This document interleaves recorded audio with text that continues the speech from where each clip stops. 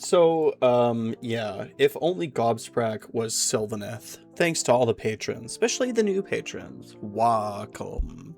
I always want to make wa and welcome work. Never does.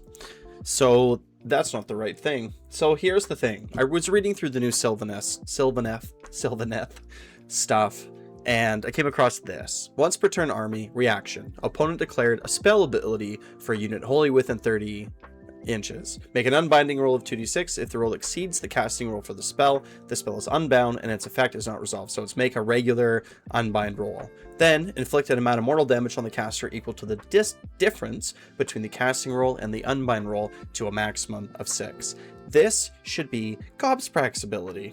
This is what Gobsprakk wants, because it combos incredibly well with the extra die that you can use. So if you can use, and like you would just make it so you could, right? You could use the extra die to roll this difference up to a maximum of 6. It would be way more consistent and it would be way more fun.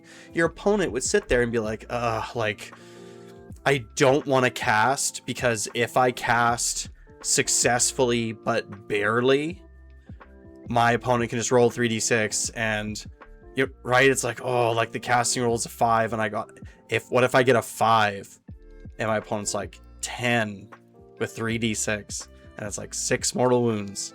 Like you can now blow people's head up, and this is once per turn. This isn't once per game.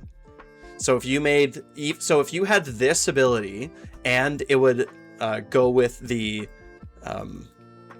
Screaming Mandrake ability with the 3d6 unbind, it's like once, even if the Screaming Mandrake was only once per battle, I think it would still be pretty good.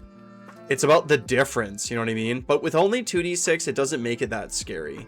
But if you could do like 3d6 like once per turn to unbind, I feel like it might be a lot. It would be a lot, right? Like it would be. It's like, oh, like Oshiran's casting spells and you're like, nope, you're gonna take like 5 or 6 mortal damage. Like it would be a big tax, right?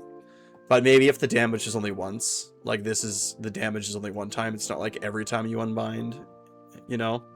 But like Mork Says No, this is just so much better because it's consistent damage. The thing with Mork Says No is that you have to unbind first of all, right? So it's like, okay, they both have to, I guess, right? You still both have to unbind. But then it's a D3. So it's like, oh, it's like a 1. It is a good D3, I guess, which is good, but it is still like, oh, it's just a little bit. And then if you roll 10 or more, which is average on 3d6, right? But it's only once per game. It's D6, but it's still a die that you're rolling. So even then you're like, I use my once per game 3d6 unbind. Ooh, I get an 11, which is still like, you know what I mean? Like it's still a roll you have to make successfully to get 10 or more. So it's a second sort of way of looking at the roll, kind of. I don't know.